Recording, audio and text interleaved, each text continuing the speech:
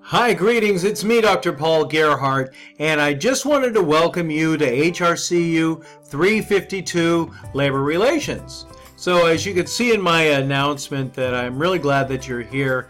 I've been teaching with Brandman University since 2007 and hold a PhD in organizational management and a master's degree in organizational leadership and human resources. And I've been teaching human resources since about 2001. And there's so many different things that human resource professionals should know. And one of the more subtle topics that I think people often forget about is labor relations. So this course really is designed to help you gain valuable skills that will make you more competitive in your job market. So many of the organizations that you currently work for or will work for will have labor unions, and it really is important to understand some of the nuances about working with people who will belong to a union. And there's, as we'll discuss throughout the course, that there are pros and cons and things that can help you become a more effective leader if you successfully navigate that. I wanted to point out the course learning outcomes in this course, and there are 5 ones that we're going to be going over. So number 1, explain various perspectives of collective bargaining theories. Number 2, discuss the historical future trends towards labor management conflict resolution. Evaluate how labor relation theories can be applied to workplace practices, including the student's own work environment. Number 4, identify and understand concepts related to employer and labor organization obligations under the National Labor Relations Act. And number 5, identify and understand concept of union representation rights. And so, as you can see, this probably can be a little bit of a controversial course, but there's so much really good information in it. You've probably taken other Brandman University classes before, so it really is a good idea to make sure that you know what's expected in this course. As you can see here, everything is going to be in our modules section. We're going to start with week 1, so I highly recommend that you open the week 1 area and go through it from top to bottom and familiarize yourself with the course. Also, you'll notice that the syllabus explains what to expect. We've got 4 major study units that are related to those outcomes that I've just discussed. And throughout the course, in order to be successful, you need to recognize that we have 8 weeks in this quarter, just like all the other courses that we teach. Wednesday is the due date for discussion answers. So do make sure that you schedule time to do the research, to do the reading, if reading is assigned, and do the assignments on time. You'll know that late work, there's a penalty, and nothing that's submitted after Sunday of the week that it's due will be accepted according to Brandman University policies. So do schedule time for success. I need your help in making this a powerful learning experience for all of us. So remember that support your answers thoroughly on Wednesday with APA citations and a reference.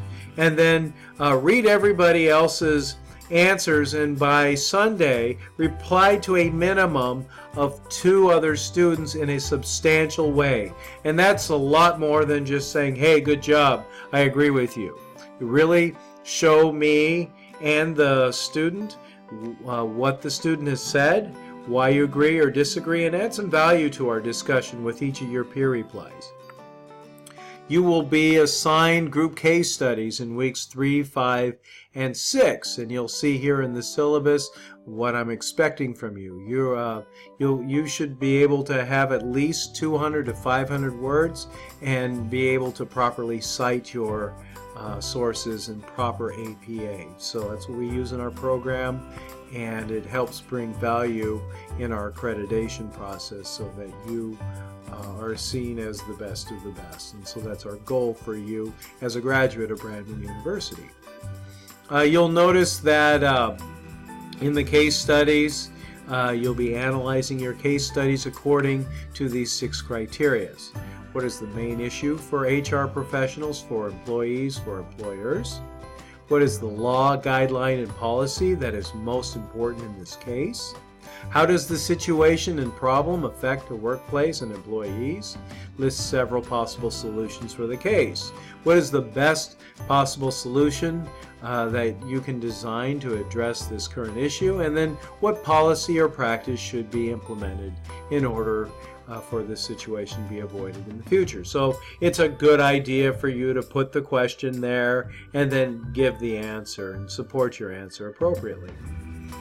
In week 7, you're going to be doing a recent event paper. And for this assignment, you'll research and discuss recent news events within the past year that relate to labor relations. The recent event should be long enough that will allow you to summarize the article and add your opinion to it. In most cases, you will likely need to conduct additional research on this topic to complete this assignment thoroughly. So, according to this, it needs to be 2 to 3 double-spaced paper. No cover page is required. You should include your reference page and have 67 sentences, approximately a paragraph, summarizing the article. And then for the content, you'll need to make sure that you are discussing the labor relations issue and summarize in a maximum of 2 paragraphs of what and when and how and why and where.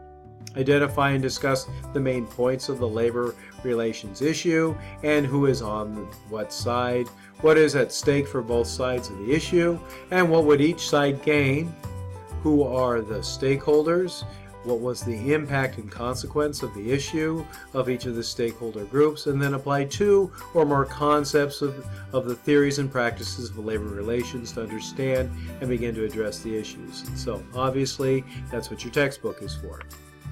So yeah, you've got a final exam that's due in week 8, and I will open that up at the beginning of week 8, and it is a multiple choice exam, and you will have 2 hours to complete it. So it is a timed assignment, as all of our classes are. You'll notice that there are 1,000 points that you will have to earn throughout the quarter. Help make this a powerful learning experience by engaging deeply in our discussion questions and adding significant value. This is an interesting topic that will give you expertise if you let it. So anyway, I just wanted to make a short video to welcome you to the course. I'm glad that you're here, and I'm looking forward to working with you. Thanks so much. Have a great day.